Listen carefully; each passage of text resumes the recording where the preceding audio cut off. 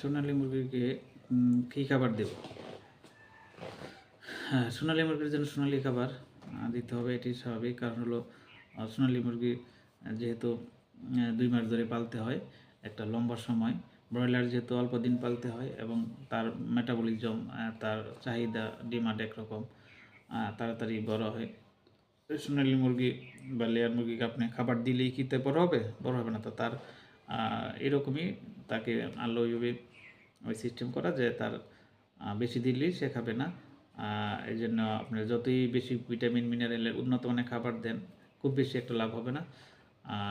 তার জন্য energy protein কম দিতে হবে, ব্রয়লারে বেশি দিতে হবে।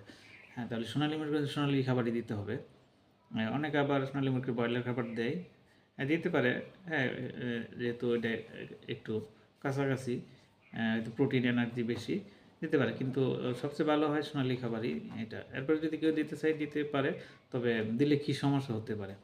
সমস্যা যেহেতু এখানে ব্রয়লার খাবারে এনার্জি প্রোটিন অনেক বেশি, সোনালী যে দিলে একটা সুবিধা হলো হয়তো ওজন ভালো আসবে বা 4-5 দিন আগে বিক্রি করতে পারে। আর অসুবিধা হলো এখানে পেটের সমস্যা, যেহেতু এনার্জি প্রোটিন বেশি, প্রোটিনের কারণে কিডনির উপর একটা চাপ পড়বো, আবার এনার্জির কারণে লিভারের উপর একটা চাপ পড়তে পারে। মানে অতিরিক্ত এনার্জি প্রোটিন খালি দিলে তো হবে না, তার তো একটা ক্যাপাসিটি আছে, ওইটার উপরে একটা প্রভাব পড়বে।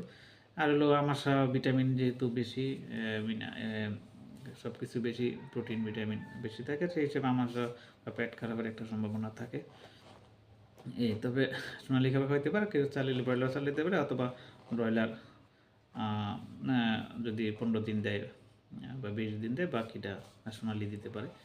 এভাবে করতে পারে। তবে সোনালী মুরগি সোনালী দিতে পারে, অথবা অল্প করে। কিন্তু এক নাগারে ব্রয়লার খাবার না খাওয়ানো ভালো। খাইলে অনেকে পালে, অনেকে সোনালী খাবার দিয়েই পালে, অনেকে ব্রয়লার দিয়ে পালে, অনেকে মিক্সার করে পালে।